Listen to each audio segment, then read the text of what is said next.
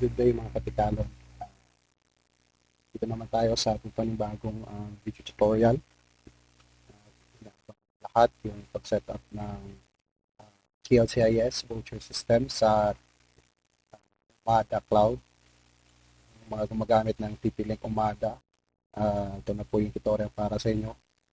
So ngayon, i-demo natin kung paano mag-set up ng KLCIS. Complete po.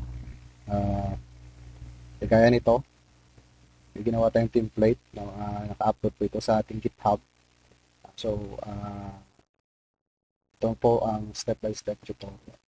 So, una-una, yung gagawin natin is assume na meron po kayong working KLCIS account. So, kung wala pa, mag-sign up kayo dito. Ito po kayo mag-sign up sa s2.klinternetservices.com. Hanapin nyo lang po yung sign up button dyan. So, ngayon, nakalagin po ako. Ito po isang dummy account natin na nilagay for demo purposes.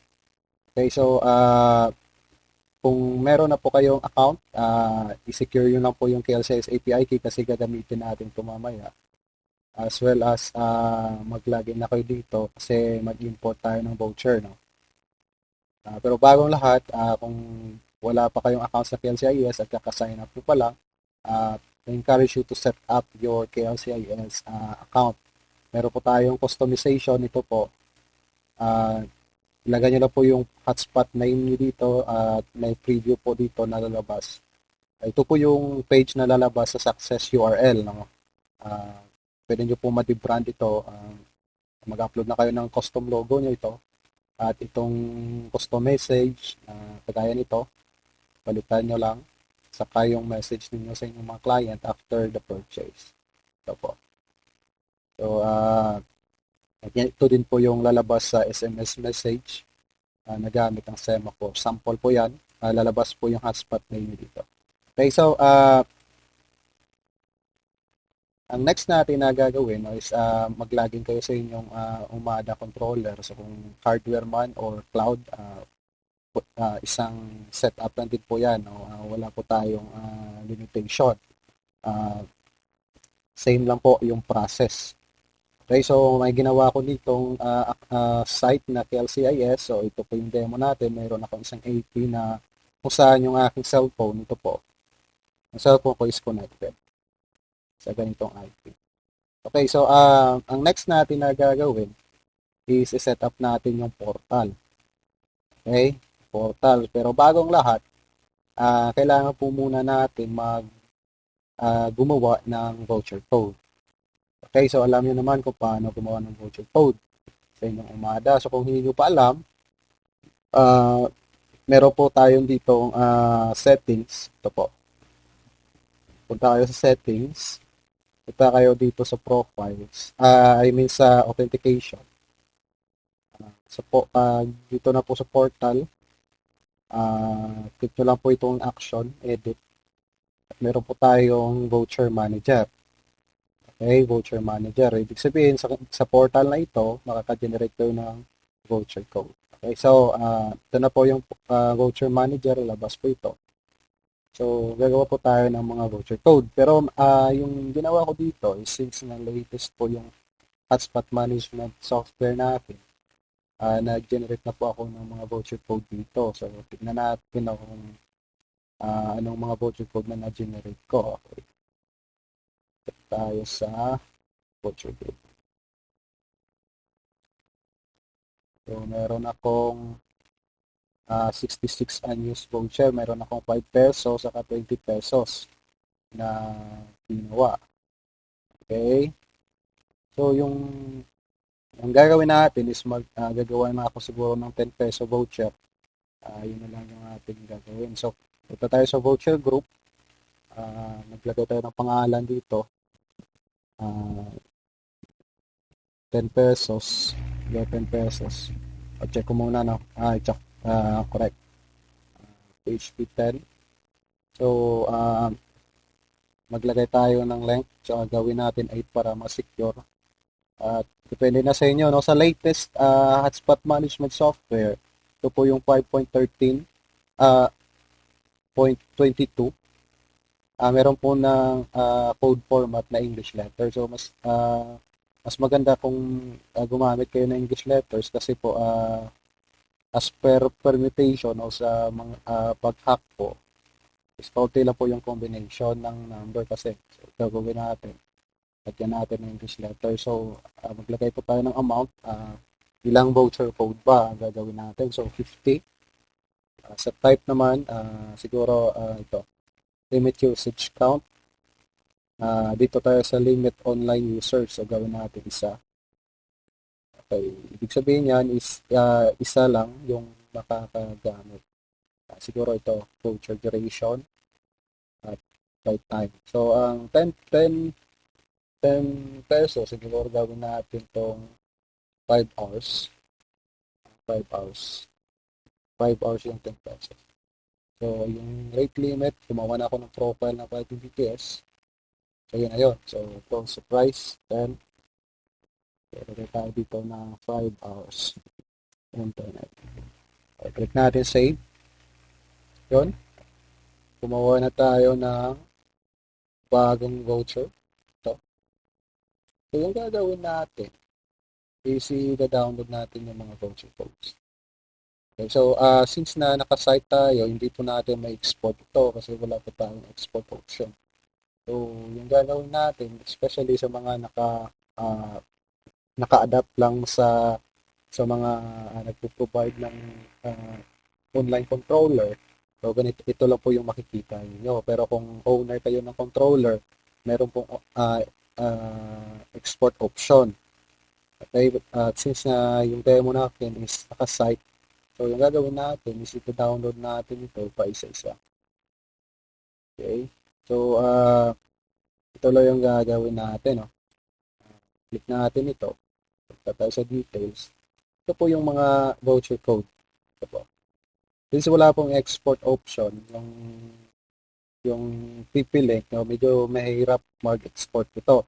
Pero tuturuan ko kayo kung paano, no, pinaka-basic na gagawin. So, try natin to. Since 20 pesos ito, so export natin ito pa isa-isa. So, pero bagong lahat, para isang download na lang, i-show mo lahat kasi by default naka 10 items lang ito. By default naka 10 items. So, gawin niyo at least 50 items per page. So, para isahan na lang. Pagkatapos, kung meron kayong mga expired na voucher dito, na halimbawa, may existing voucher na kayo, is filter nyo lang yung mga unused. Dali yung unused lang yung ating i-export ay o i-import dito sa KLCIS. Dito po, import natin. So, i-format natin yung voucher code sa ganito. Dalawang column. Yung voucher code sa file naman. Okay, so try natin dito sa 30 pesos. Yung gagawin natin is napakasimple. So, i-highlight na natin ito. Ito lang. Highlight mo. Scroll down mo yung mouse. Tapos dito, click mo press mo Control C. Tapos buksan nyo yung Excel. Take note kailangan natin ng PC or laptop. Pero I don't know kung meron po bang ibang way kung paano ma-export ito ng mga voucher code kasi nag-try akong maghanap dito sa site. Wala kasing option na pwedeng mag-export ng voucher unless kung nasa global. Naka-global kasi pwede. I don't know no, kung alam niyo kung paano mag-export ng yung easy export, paki-comment na lang sa comment section. Okay, so since naka-open na natin yun, i-paste natin to. Copy-paste lang. So, keep source formatting. So, ganito na po yung kalabasan. Itong kagandahan ng Excel kasi pino-format na niya according sa table, sa data table na yung kinapi. So, burahin lang natin ito. Pati yung first column, burahin din. Papaburahin din natin ito. Kasi hindi natin kailangan. Saka i-format natin ito. Yung na-paste natin, i-erase natin yung formatting. para walang may natirang mga special characters or mga spaces. So, i-clear all lang natin. Okay, clear formatting lang pala. Okay, clear formats. Yun. So, default, wala nang laman. So, since 20 pesos yun, mag-type lang tayo ng 20. Format natin to sa number. Tanggalan natin ng decimal places. Saka i-highlight natin yung 20. I-double click lang natin ito, yung nasa lower right. Autofill po yan. Double click natin yun. Ito na po yung ating 20 pesos voucher. So, isave natin as CSV. Save as. Dito, lagay natin sa desktop, no?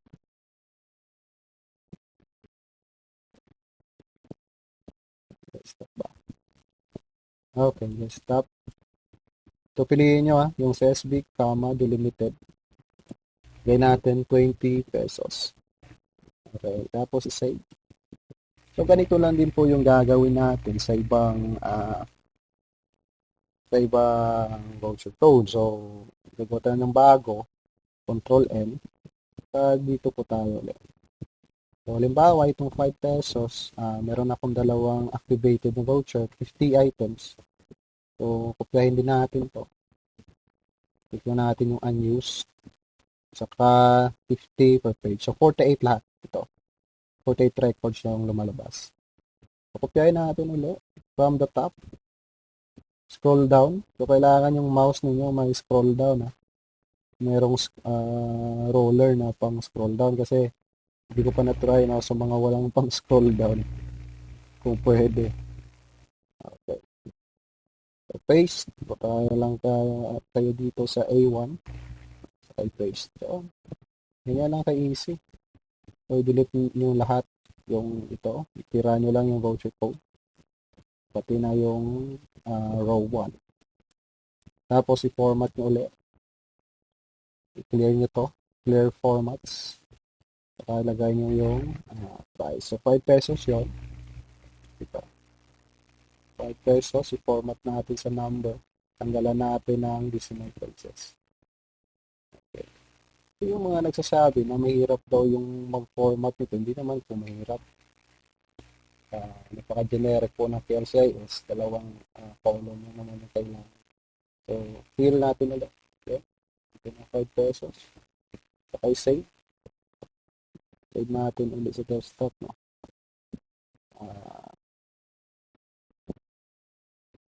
Ito, dito tayo sa taas mag-save. Save as, browse. Save natin ulit sa desktop. Okay. Sa desktop natin. Ito. CSV ulit. So, 5 PHP. Click natin save. So, ano pa? Ito pa yung isa. So, kung na-catch up nyo naman po, pwede nyo lang skip itong pag-import. Napunta na kayo doon sa pag-edit ng voucher, ng site portal. Okay, so ito, click natin yung details. Ito, since unused lahat, 50 items unused. So, kopyahin natin yung dito. So, 10 pesos naman ito. Okay. So, gawa ulit tayo ng panibahagong Excel file. Saka i-paste. So, delete natin to. Delete natin yung first row. First column. Delete natin to. Saka i-format natin. I-clear formats. Yan. Saka ilagay natin yung amount. So, 10 pesos yun. 10 pesos. Saka i-format natin ito as number. Tapos tanggalan natin ang decimal places. Okay. File. Save as ulit. Saka i-save natin doon sa desktop. So, meron tayong tatlong CSV file. So, pwede nyo naman po i-combine ito. Lahat ng CSV, no? Pwede na sa trip nyo, no? Kung trip nyo i-combine lahat, pwede na. 10 PHP. Okay, save. So, now, meron po tayong tatlong CSV na ginawa yung 10 pesos, 5 pesos, saka 20 pesos. So, yung gagawin natin is mag-login kayo sa inyong PLCIS voucher system. So, wala po tayong available na voucher. No? So, i-import natin yon yung tatlong voucher code. So, ito yun. So, una yung 5 peso, try natin import, upload. So, automatic po. Dito na po yung voucher code. 5 pesos. Next. Next naman is yung 10 pesos. So, bakit po kailangan natin i-import lahat ng mga amounts ninyo? Kasi po, once na-edit natin yung portal, ito po yung KLCIS. So, kailangan po natin i-specify po kung anong mga presyo ng voucher ang nandito sa KLCIS.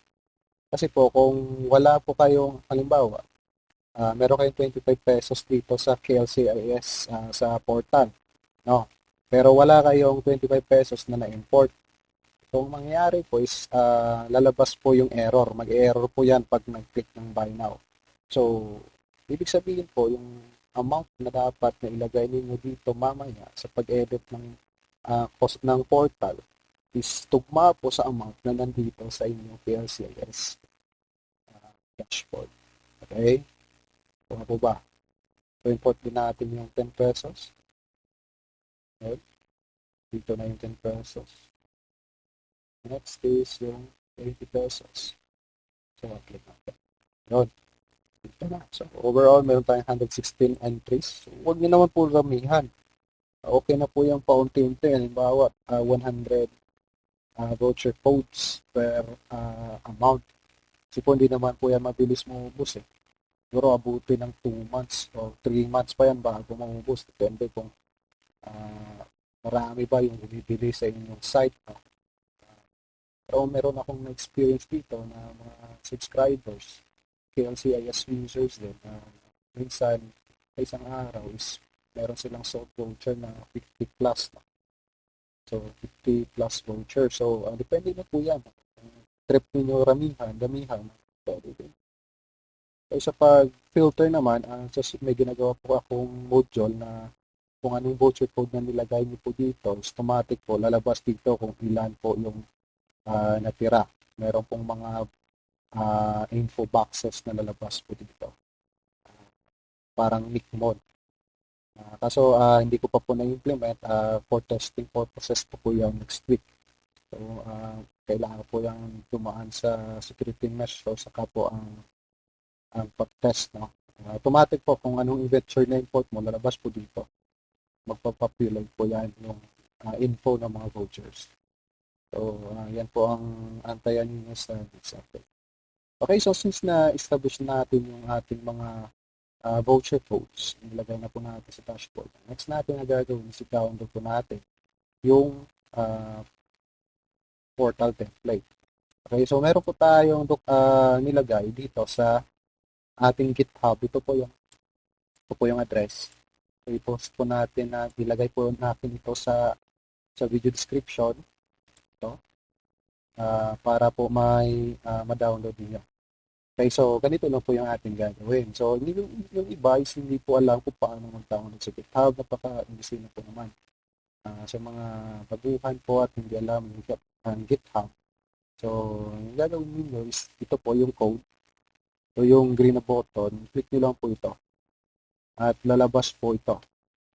Magpo-clone tayo. So, i-download lang natin as zip. So, para po lahat ng file na nandito is madadownload. Save nyo lang po sa desktop po kung saan po ninyo pwedeng ma-edit ito. Okay, dito natin download sa desktop. So, once download na po natin, ang ating gagawin is mag-edit po tayo.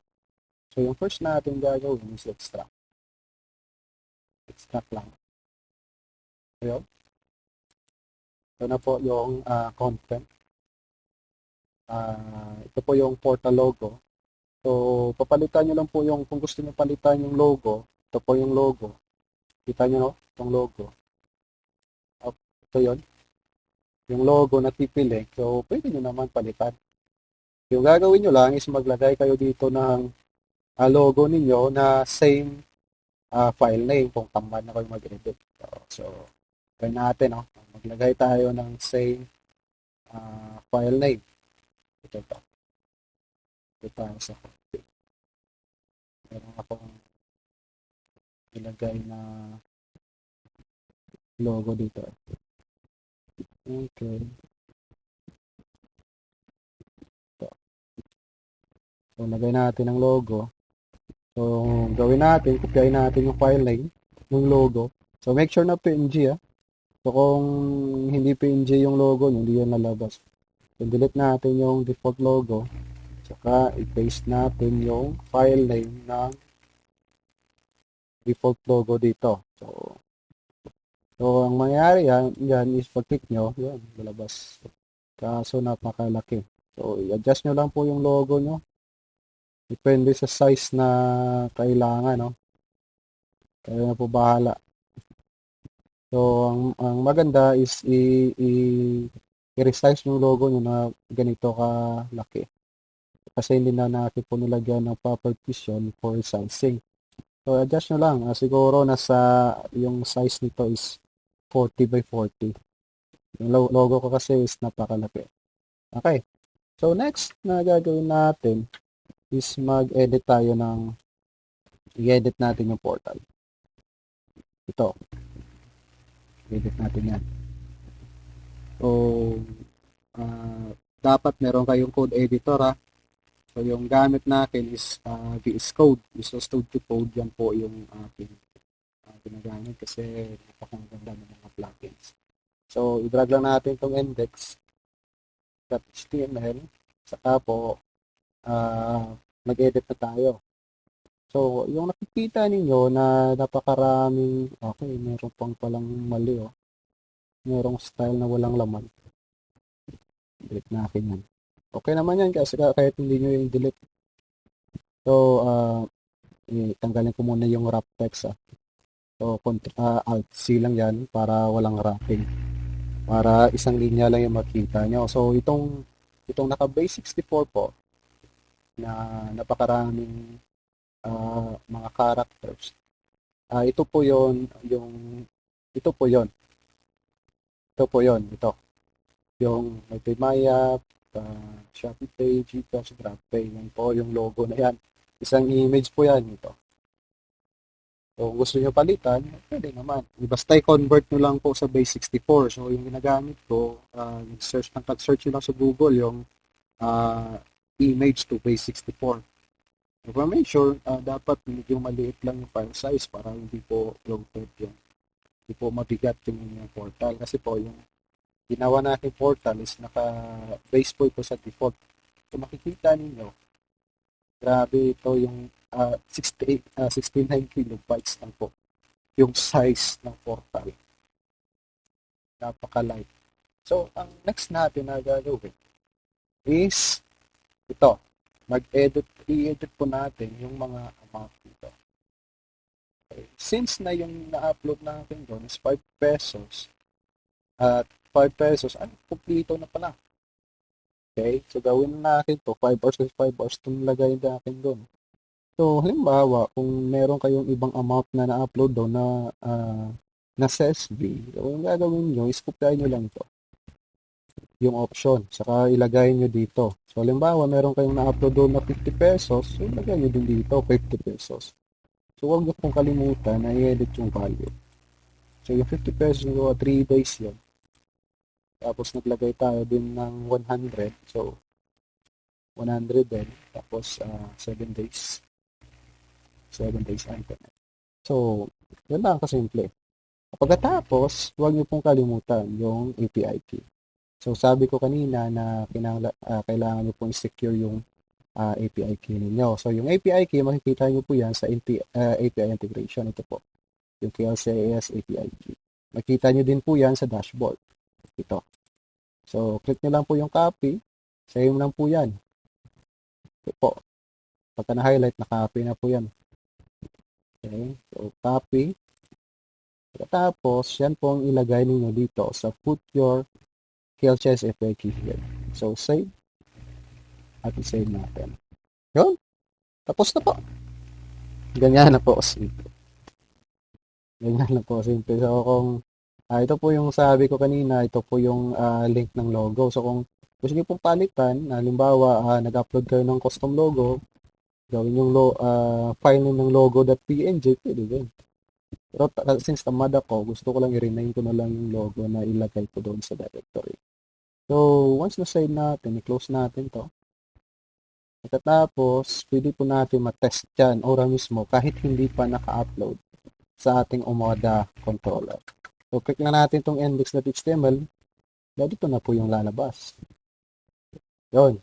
Pag-click nyo ng combo box, labas po yung ito po, yung 50 pesos, 100 pesos, yung mga nilagay natin na promo kanina. So, halimbawa, ito po yung sample po. Since na 5 pesos, 10 pesos, o 20 pesos lang po na-upload natin sa KCIS, try natin bumili no sa 50 pesos. Note, hindi pa po natin na-upload to. Pwede na ninyong matest. Halimbawa, bibili tayo ng 50 pesos.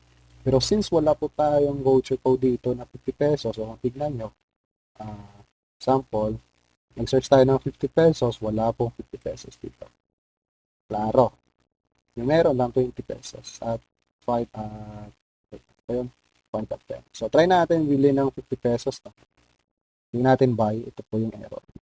Automatic po yung ating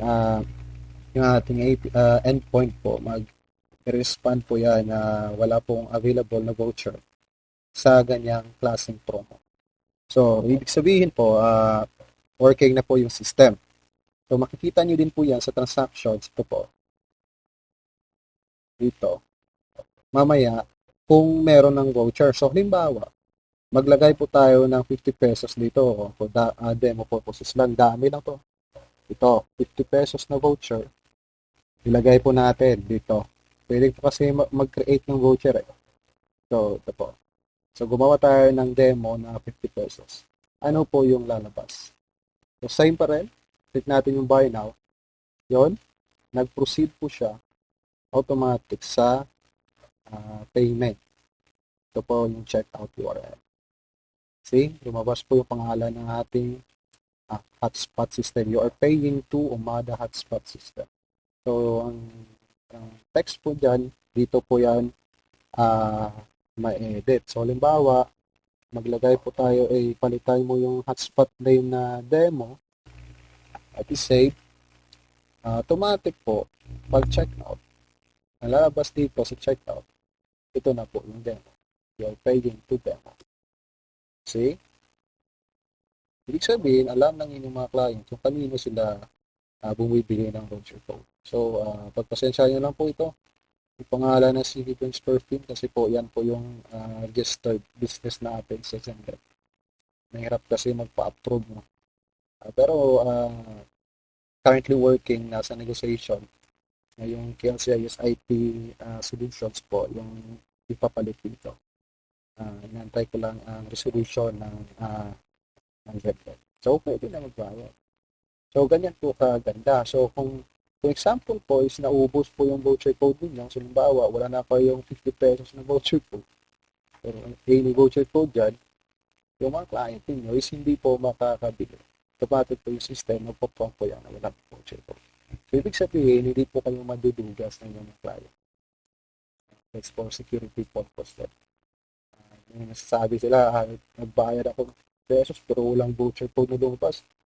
Sabihin mo din, bakit ka ba nakabayad? Automatic naman yan mag-error kung walang voucher code. Hindi yan magpo-proceed sa payout, sa payment. See? Okay. So, yan lang po ang mga sikretong sangkap ng PLCS. So, yung gagawin natin next, nasa final tutorial na tayo, is ito po, is i-import natin no, sa ating controller. So, i-highlight lang po natin ito siguro. Wag mo tong dalhin ha. Kasi po ito yung pre-authentication URL, ilagay natin yan mano-mano mamaya. So, ito i-highlight ng ang apat na file. Saka gumawa kayo ng zip. Right click, compress to zip file. So, edit nyo to, limbawa, pwede na ilagay yung hotspot lane nyo. Ako, ilagay ko lang LCIS, edited. Katapos, punta tayo dito sa hotspot management nyo ulit. At sa authentication, sa settings, una sa settings, punta kayo sa authentication, sa portal. Tapos yung existing portal ninyo, ditong action, edit. At dito sa baba, ito po. Kasi by default, edit current page yung lumalabas eh. Ito. So, yung gagawin natin is import yung customized page.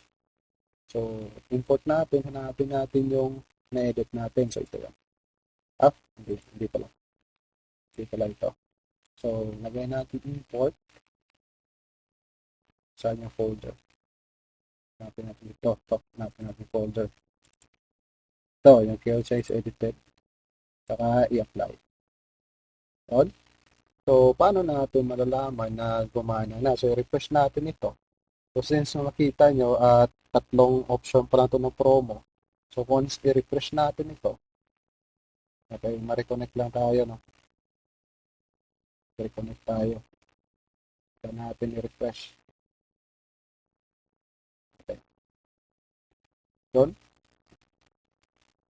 Okay. So, yun. Lumabas na yung 50, 100, at 100. So, ibig sabihin is okay na po yung ating setup. Okay? So, kanya na po kasimple mag-import ng KL Sales Portal. So, yung next naman na gagawin natin is yung pre-authentication access. Ano po ba yung pre-authentication access? Ito po yung paraan para makabili ang inyong mga client ng voucher code kahit wala po silang existing internet connection. So, once connected sila yung AP, pwede silang makabili ng voucher code. Okay, so yung gagawin natin is same po dito po ulit sa authentication portal, dito lang po tayo sa access control. Enable po natin yung pre-authentication access.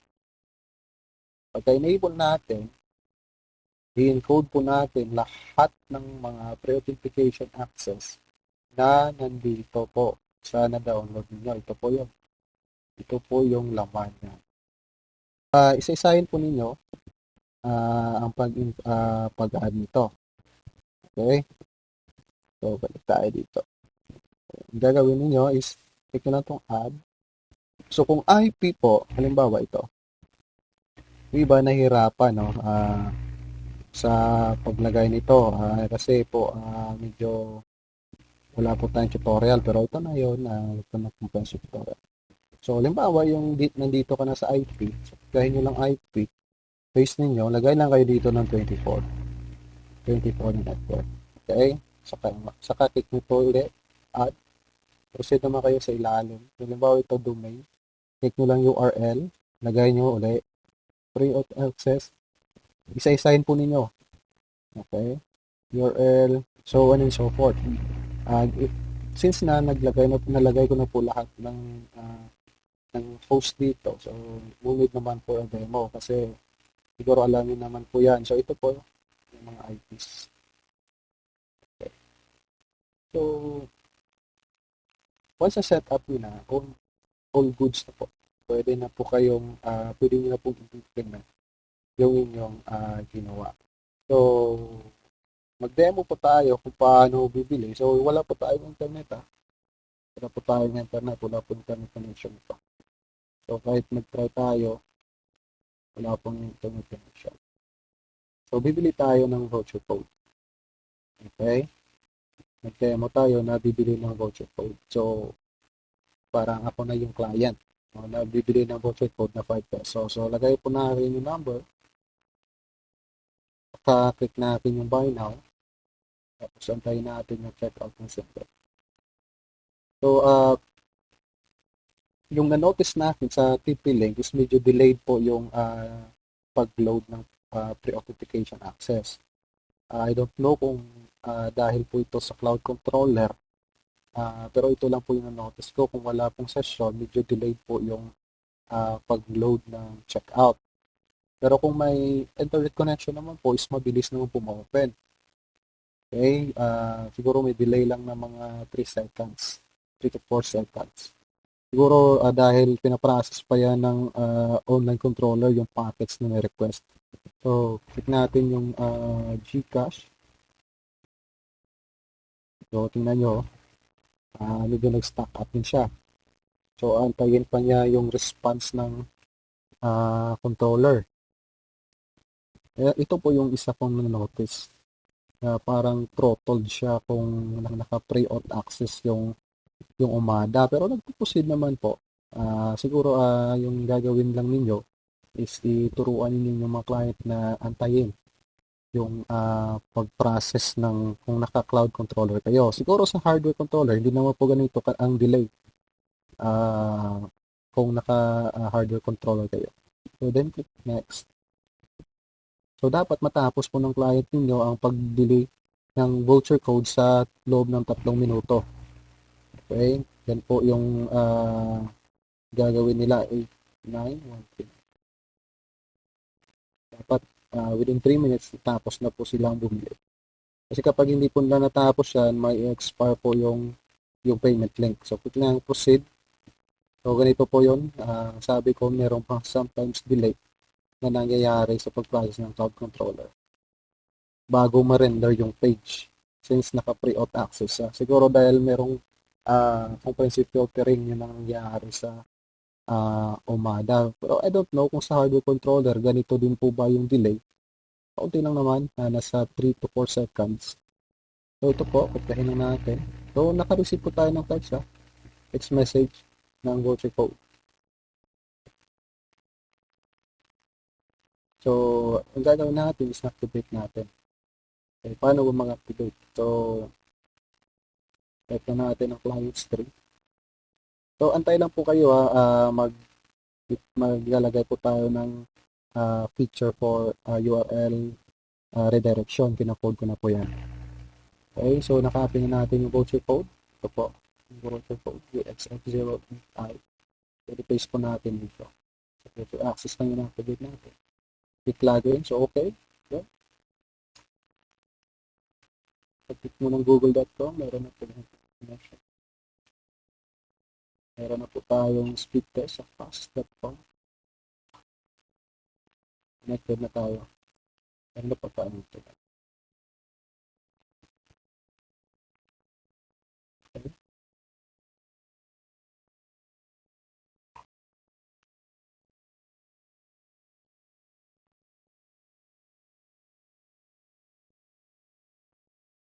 Okay. So, gumagana po yung ating PLCIS sa ating cloud controller. So, tingnan natin yung sale. No? Tingnan yung sale natin. So, meron tayong sale ngayon na ito, 5 pesos. Isang voucher na 5 pesos. Kung punta tayo sa devices, kita po natin yung mga client dito. Ano yan ito sa clients?